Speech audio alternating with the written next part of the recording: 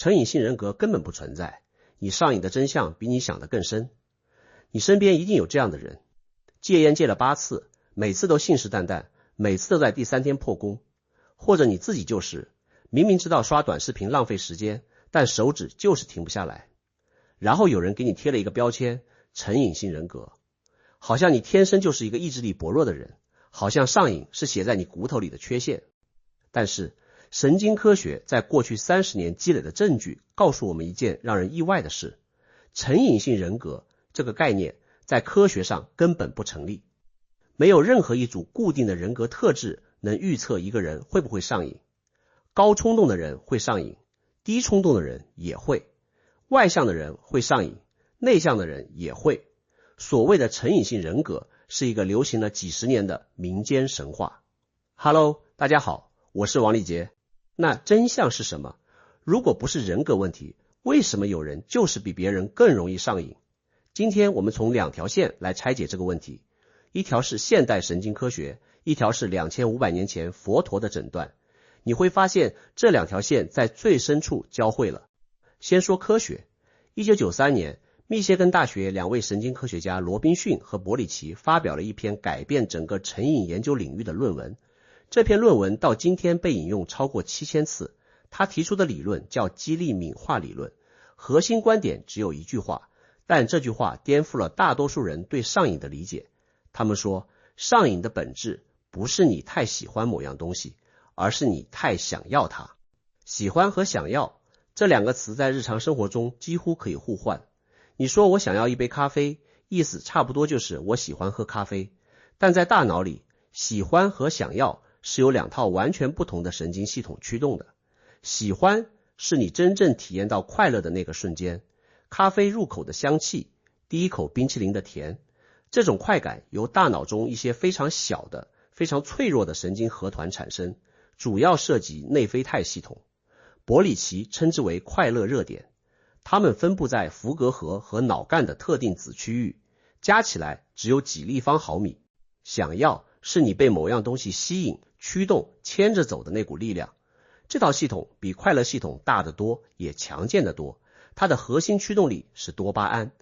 这里要纠正一个流传极广的误解，多巴胺不是快乐分子，多巴胺是欲望分子。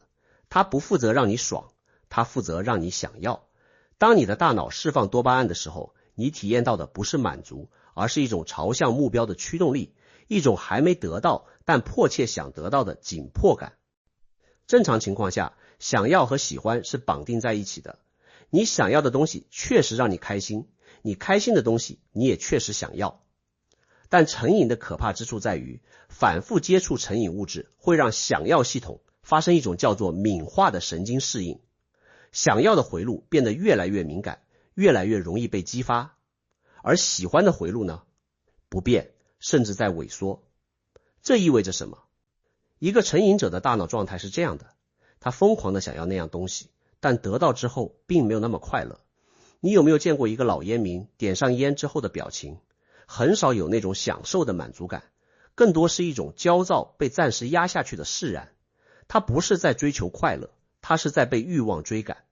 2019年，美国国立药物滥用研究所所长沃尔科夫在一篇综述中指出，成瘾者大脑中由药物引发的多巴胺释放量反而显著低于正常人，但是由成瘾线索触发的多巴胺释放量却远高于正常人。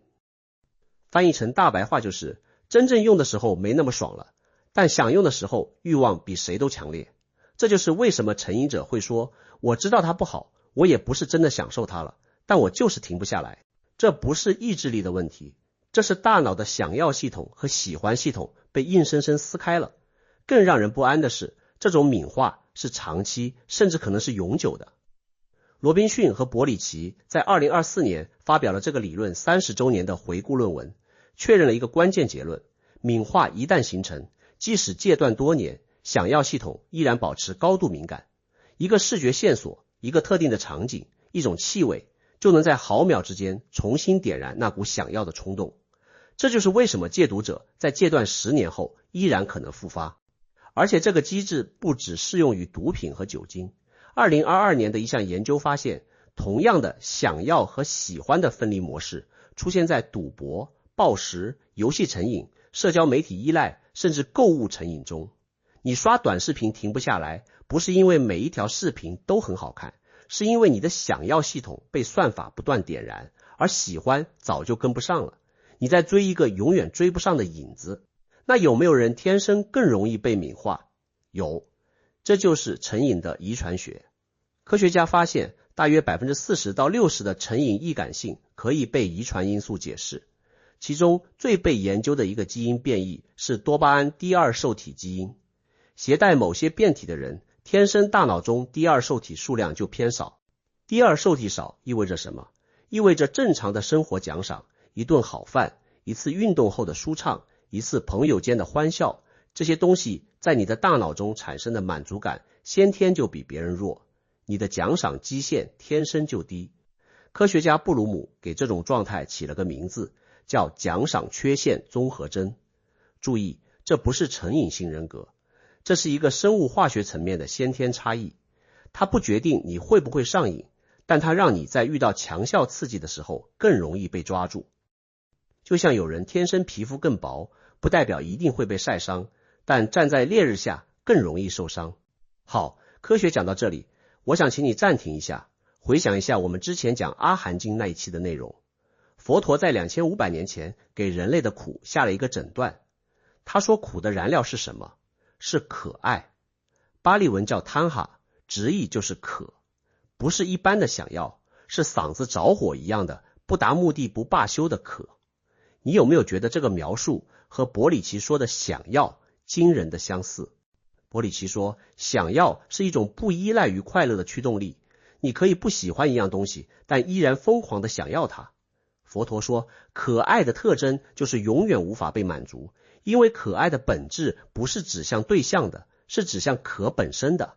你以为你渴的是水，但喝了水之后渴还在，因为渴不在水里，渴在你的系统里。佛陀还把可爱分了3种。欲爱，对感官快乐的追逐，这对应的就是物质成瘾和行为成瘾。有爱，对存在状态的执着，我要成为某种人，我的人设不能崩，这对应的是身份成瘾、地位成瘾、社交认同成瘾。无有爱，对不存在的渴望，恨不得一切消失，这对应的是逃避型成瘾，用酒精、用药物、用无限的娱乐来麻痹自己。3种可爱覆盖了现代成瘾科学分类的全部谱系。2500年前没有核磁共振，没有多巴胺这个词，但佛陀靠纯粹的内观准确地描述了同一个机制。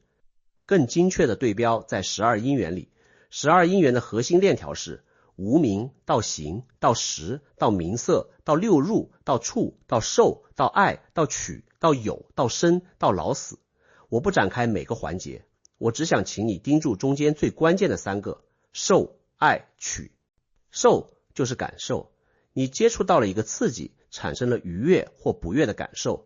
在神经科学里，这对应的是奖赏信号的初始编码，多巴胺的第一波释放。爱就是可爱，感受产生之后，你的系统自动生成一个想要的冲动，这正是激励敏化的核心，线索触发的想要反应。取就是直取，想要升级为行动，你开始追逐、抓取，不肯放手。这对应的是库布所说的成瘾第3阶段，强迫性药物寻求。受、爱、取，感受、渴望、抓取。佛陀的因缘链和现代成瘾的3阶段模型结构上几乎完全同构，但佛陀看到了一个比神经科学更深的层次。他说，这条链的真正断点不在受，因为你不可能没有感受，也不在取，因为到了取的阶段已经太晚了，行为冲动已经启动。真正的断点在受和爱之间，在感受升起之后，可爱还没启动的那个间隙。那个间隙有多短？可能只有几百毫秒，但佛陀说，如果你能在那个间隙里安住正念，看见感受升起，但不被它牵着走进可爱，链条就断了，整个12因缘的循环就在那个点停转。这听起来像是一个纯粹的哲学主张，但2024年的神经科学研究正在验证它。杭州师范大学的一项随机对照实验发现8周正念冥想训练让网络游戏成瘾者的成瘾严重度从 7.0 分降到 3.6 分。更重要的是脑成像数据，正念训练降低了双侧窦状核、脑岛和内侧前额叶的激活水平，这些区域恰好是渴望回路的核心节点，而内侧前额叶和窦状核之间的功能连接增强了，这意味着大脑对渴望信号的自上而下控制能力提高了。用佛学的语言翻译，正念就是在受和爱之间插入了一个觉知的楔子。你依然能感受到那个刺激，但你不再自动被它带走。加兰德在2022年的一项针对阿片类药物滥用者的研究中发现了更惊人的结果。正念冥想显著增强了前额中线区域的西塔脑波，这种脑波的增强与一种叫做自我超越体验的状态显著相关，特征包括自我消融、非二元觉知和深度宁静。加兰德发现，正是这种自我超越体验介导了正念对成瘾行为的抑制效果。这个发现让我想到佛学中一个极其重要的概念——莫那识。莫那识是唯识学里的第7识，它的唯一工作就是把一切体验贴上我的标签。你抽了一口烟，莫那识说我在享受；你戒烟3天，莫那识说我在受苦；你看到一个戒烟成功的案例，莫那识说我要做到。注意，不管内容怎么变，莫那识制造的那个我始终在场。加兰德的研究暗示，正念冥想之所以能打断成瘾回路，可能不只是增强了认知控制，而是暂时松动了自我这个结构本身。当那个不断说我想要的莫那识安静下来的时候，想要就失去了它的主语。没有我在想要，想要本身就像没有燃料的火，自然熄灭。我们前面提到，伯里奇说成瘾的本质是想要和喜欢的分离。佛陀的诊断比这更极端，他说问题不只是想要和喜欢分离了，问题是你从来就不该把满足感建立在想要这个系统之上，因为想要的出厂设置就不是用来让你满足的，它是进化装在你大脑里的永动机，目的是让你永远在追逐，永远不停下来。停下来的原始人被淘汰了，不停追逐的基因活了下来。所以我们今天面对的困境是什么？进化给了你一台永不停歇的欲望引擎，而现代文明给这台引擎接上了无限的燃料。短视频、社交媒体、外卖、在线赌博、即时通讯，每一个产品都在精准地激活你的想要系统。你不是一个意志力薄弱的人，你是一个用石器时代的大脑在面对太空时代的诱惑。那怎么办？科学给出的方案和佛陀给出的方案在底层逻辑上是同一个，不是对抗欲望，是看见欲望。传统的成瘾治疗强调认知控制，告诉你要抵抗冲动，要用意志力压住欲望。但神经科学发现这种方法的效果有限，因为认知控制依赖前额叶皮层，而成瘾的想要回路在皮层下，速度更快，力量更大。用前额叶去压制多巴胺系统，就像用一根筷子去拦一辆卡车。正念的策略完全不同，它不是让你对抗欲望，而是让你改变和欲望的关系。你不再试图消灭那个想要的冲动，你只是看着它升起，看着它存在，看着它消退。你不喂它，它就饿死了。布鲁尔在2019年的论文中提出了一个精彩的观点，他说正念可能代表了一种比认知控制更底层的干预方式。认知控制是在前额叶和皮层下打一场拉锯战，但正念是直接改变了奖赏学习的价值编码。当你带着觉知去观察渴望本身的时候，大脑的眶额皮层会重新评估这个渴望的实际回报价值。你会发现，这个想要的冲动给你带来的不是快乐，而是更多的不安。这个发现本身就在更新你大脑的奖赏预测模型。你的大脑开始学到追逐这个冲动并不值得。佛陀把这个过程叫做如实观照，看到可爱只是可爱，不是你，不属于你，不代表你。当你不再认同它的时候，它就失去了驱动你的权利。这让我想到我们之前讲达摩和梁武帝时提到的一个概念，禅悦之贪。修行者从贪恋物质升级到贪恋禅定的美妙体验，瘾的品种换了，成瘾的机制一模一样。这说明什么？说明成瘾不是某一类物质或行为的专利，它是意识系统本身的出厂设置。只要有一个我在追求满足，成瘾的种子就一直在。戒掉了烟，可能迷上了健身；戒掉了健身，可能迷上了修行；戒掉了修行，可能迷上了我已经戒掉了一切这个念头本身。所以最终的答案不是找到一个健康的瘾来替代不健康的瘾，最终的答案是看穿成瘾机制本身的结构，那个不断制造我想要的系统，那个不断把体验贴上我的标签的莫纳什，那个让你以为满足在下一次获得里的幻觉。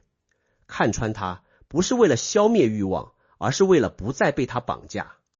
伯里奇用了30年证明，你可以疯狂的想要一样你并不喜欢的东西。佛陀2500年前就说了同一句话，只是用了不同的词。他说，可爱的火不是外面的世界点燃的，是你自己的无明在添柴。灭的不是火，灭的是添柴的手。你觉得你现在最大的瘾是什么？那个瘾给你带来的是真实的快乐，还是只是一股停不下来的惯性？欢迎在评论区聊聊你的体验。我是王立杰，我们下期见。